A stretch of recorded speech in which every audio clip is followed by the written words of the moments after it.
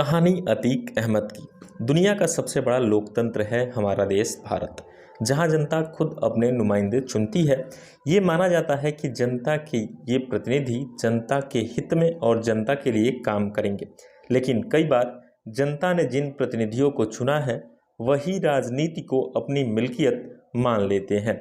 वो आवाम की आवाज़ नहीं बनते, बल्कि आवाम की आवाज़ दबाने का काम शुरू कर देते हैं। कानून को अपने हाथ में लेने से भी ऐसे नेताओं को परहेज नहीं होता। अतीक अहमद ऐसे ही सफ़ेद पोशों में से एक है। 80 का दशक, संगम नगरी प्रयागराज, यानी उस वक्त का इलाहाबाद, जो अपनी पवित्रता और धर्म कर्म के लिए मशहूर था। लेकिन धर्म कर्म से अलग भी इलाहाबाद में एक अलग दुनिया बसती थी, और ये दुनिया थी अपराध की। यह पवित्र नगरी में चांद बाबा का नाम के कुख्यात बदमाश का खौफ इस कदर फैला हुआ था कि लोग रात में बाहर निकलने से भी डरते थे। पुलिस के लिए चांद बाबा डर का दूसरा नाम था, और इसलिए इसके गिरवा पर हाथ डालने से पुलिस वाले हमेशा परहेज करते थे। पूरे इलाहाबाद में चांद बाबा का डर फैला हुआ था। लेकिन कोई ऐसा भी था जो देख रहा था चांद बाबा को हराने के सपने। तांगे पर बैठकर इलाहाबाद की सड़कों पर निकलता छोटी सी उम्र का एक लड़का मन ही मन ये ठान चुका था कि चांद बाबा को हराकर इलाहाबाद का डॉन बनना है। ये लड़का कोई और नहीं, बाहुबली विधायक अतीक अहमद थे, जिनसे एक वक्त में पूरे राज्य की पुलिस भी घबराती थी। अतीक अहमद की कहानी शुरू होती है इलाहाबाद की उन्हीं गलियों से। इलाहाबाद का चकिया इलाका। साल 1962 में एक टांगे वाले के परिवार में सबसे बड़े बेटे के रूप में जन्म हुआ। इस लड़के का नाम रखा गया अतीक अहमद। पिता इलाहाबाद की सड़कों पर टांगा चलाते थे और परिवार का पेट भरते थे। अतीक के बाद उसके और भाई बहन भी हुए। परिवार बढ़ने लगा और साथ ही बढ़ने लगी गरीबी। जैसे जैसे अतीक बड़ा हुआ, घर की गरीबी उसके दिमाग पर असर डालने लगी। वो सपने देखने लगा अमीर बनने के। पिता ने बच्चों को जैसे तैसे पढ़ाई की, स्कूली शिक्षा भेजा, लेकिन अतीक का मन तो कहीं और था।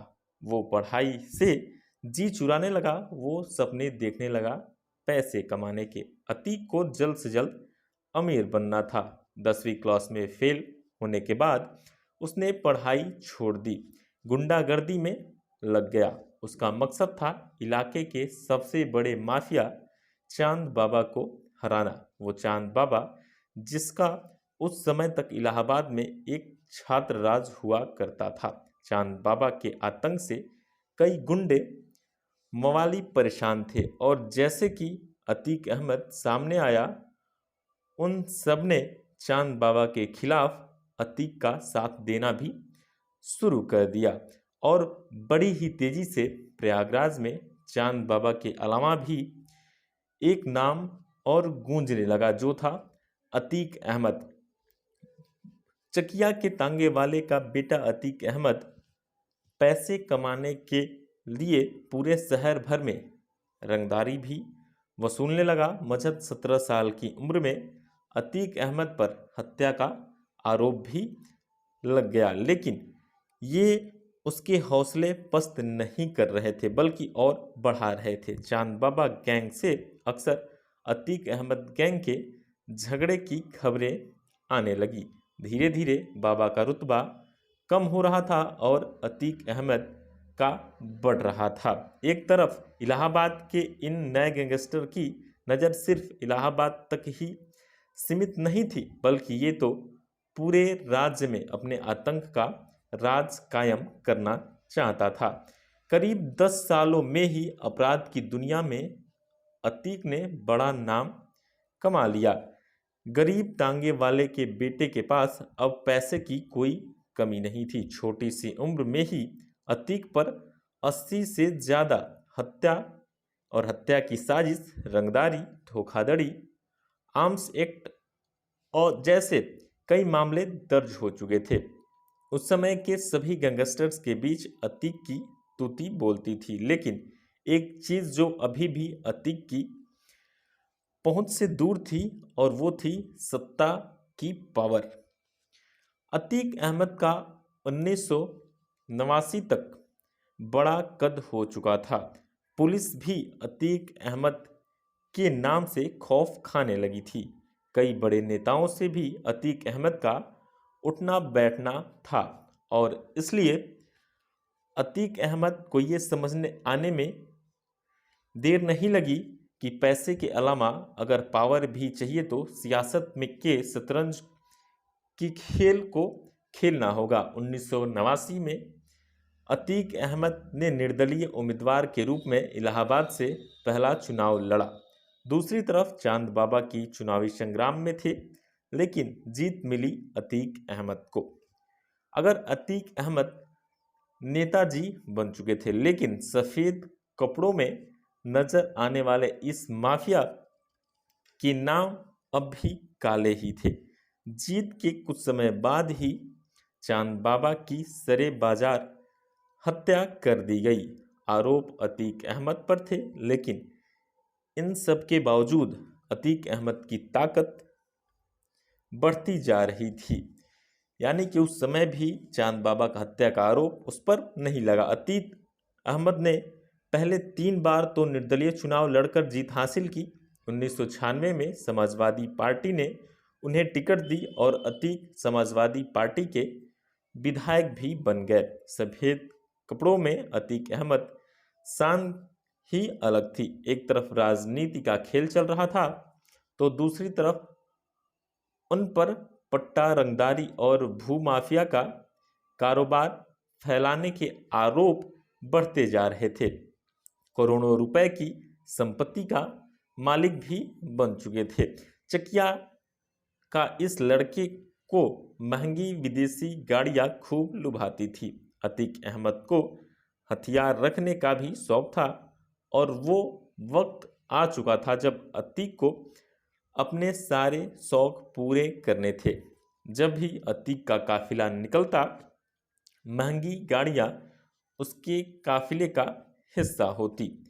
4 बार विधायक बन चुके अतीक अहमद के कब्जे में करोड़ों रुपए की जमीन भी थी। 2004 में अतीक अहमद ने राजनीति में एक नई राह चुनी। 2004 में अपना दल ने फूलपुर सीट से अतीक को सांसद का टिकट दिया और अतीक ने उस पर जीत दर्ज की। प्रयागराज के माफिया ने संसद तक का सफर पूरा कर लिया था। तांगे में बैठकर जिन सब सपनों को अतीक ने देखा था वो पूरे हो रहे थे। लेकिन कहते हैं ना, अगर अपराध के दलदल में कोई एक बार फंसे तो बाहर निकलना नामुमकिन है, और यही हुआ अतीक अहमद के साथ।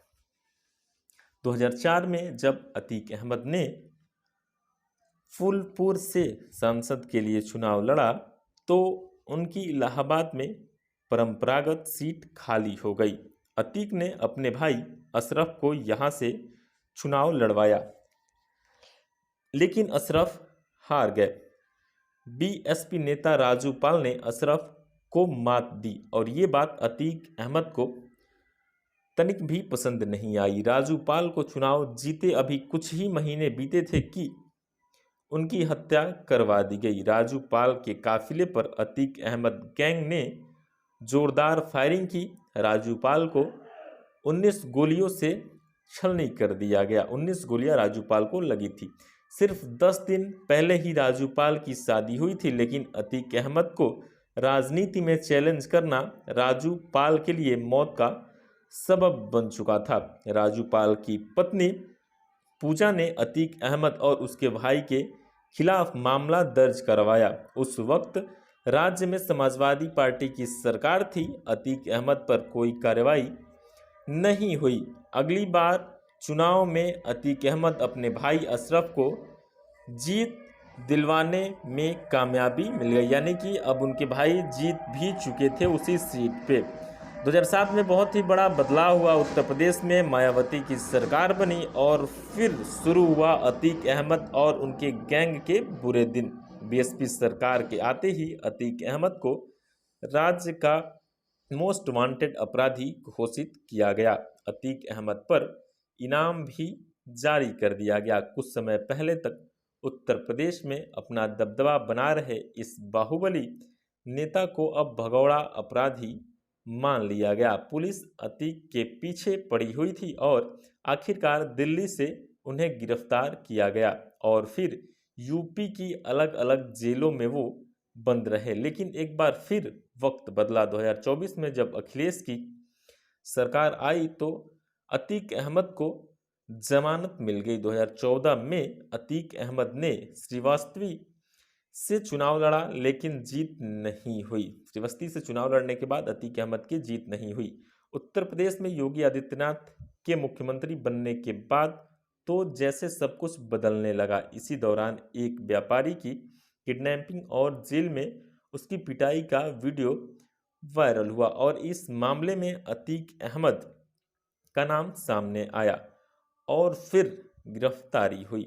सुप्रीम कोर्ट आदेश पर उत्तर प्रदेश से बाहर उन्हें गुजरात की साबरमती जेल में भेजा गया और तब से इलाहाबाद के इस बाहुबली नेता की गुजरात की साबरमती जेल में ही बंद किया गया है। अतीक अहमद के परिवार के 2 और लोग भी जेल में हैं। अतीक के भाई अशरफ बरेली में बंद है जबकि छोटा बेटा नैनी जेल के सलाखों के पीछे है। अतीक अहमद के बड़े बेटे को अभी कुछ समय पहले ही गिरफ्तार कर लिया गया है। अतीक के परिवार के अलावा उनके सारे गुर्गों को भी जेल में भेज दिया गया है। अतीक अहमद ने माफिया के काले धंधों जो करोड़ों रुपए की जमीन हथियाई थी उसे भी लगातार कुट किया जा रहा है। इलाहाबाद के अलावा राज्य के कई अन्य इलाकों में भी अतीक अहमद की संपत्ति थी। उनके रिश्तेदारों के नाम पर भी कई प्रॉपर्टी को सरकार ने अपने कब्जे में ले लिया है। कई अवैध इमारतों को गिरवा भी दिया गया है। जो जमीन कब्जे में ली गई है उस पर आवासीय योजना के तहत मकान बनाए जा रहे हैं। पिछले 2 सालों में इस तरह की कई कार्रवाई की गई और अतीक की 200 करोड़ से ज़्यादा की संपत्ति को जब्त किया गया। अतीक अहमद को कोर्ट ने उम्र कैद की सज़ा सुना दी है और वो अभी जेल में है। दोस्तों, आपको ये कहानी कैसी लगी आप लोग वीडियो के कमेंट्स बॉक्स में ज़रूर बताइएगा। फिलहाल इस वीडियो में इतना ही। मिलते हैं अगली वीडियो में अगली बेहतरीन कहानी के साथ। तब तक के लिए विदा लेंगे दोस्तों। जय हिंद।